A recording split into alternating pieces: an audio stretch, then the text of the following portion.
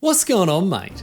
This is Riley Knight from the podcast Half-Assed History, here to have a bit of a chat with you about the heroes featured in Hidden Cup 5. All the heroes the players are using to hide their true identities are real-life people from history featured as units in various Age of Empires campaigns. And while T90 is an avid history lover, his knowledge and memory of history would pretty firmly make him a historical low elo legend, I think it's fair to say. So he invited me along to tell you a thing or two about these heroes we're watching square off against one another. Let's get to know one of them a little bit better.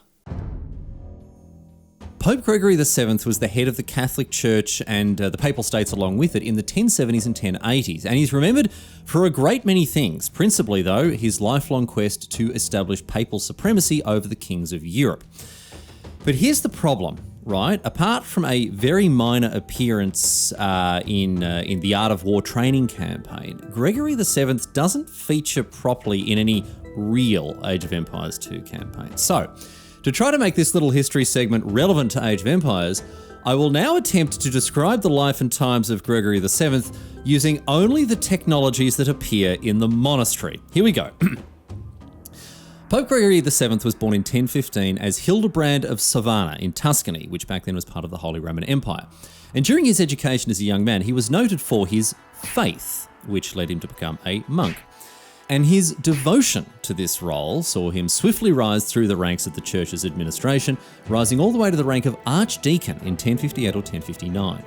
And as archdeacon, he attempted to reconcile the papacy with the Normans in Sicily, offering them a chance at redemption.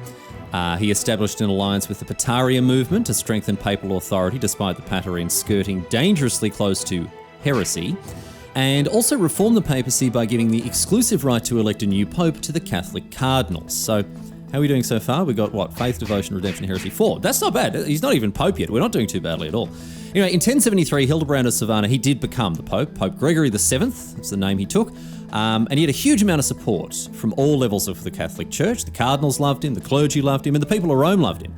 There were some people who didn't love him, however, many of the temporal leaders of Europe, most notably Henry IV, the future Holy Roman Empire. Henry challenged the papal theocracy in a political and religious crisis known as the investiture controversy, which saw royalty and clergy clash over who held certain powers. Gregory issued a statement, or collection of statements really, known as the Dictatus Papae, which provided some illumination on which he considered to be the areas of authority that the office of Pope held. This included things like overthrowing kings and emperors, releasing their subjects from oaths of loyalty. The investiture controversy only grew more and more intense until finally in 1077, with Henry IV facing excommunication, he finally backed down. Gregory forced Henry to seek atonement by dressing in rough cloth without shoes and had him wait in the snow outside Canossa Castle for 3 days to humble him.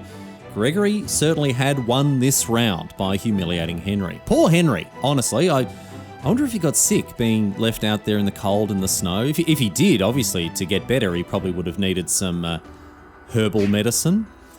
Anyway, the investiture controversy continued after this, but Gregory's fervour to establish papal supremacy never waned. It defined his career, in fact.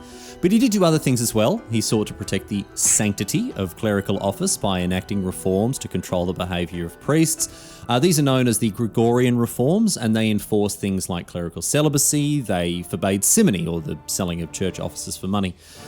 Gregory finally died in 1085, and he's remembered for his huge influence on the medieval Catholic Church with his unyielding assertions of papal authority and important internal reforms.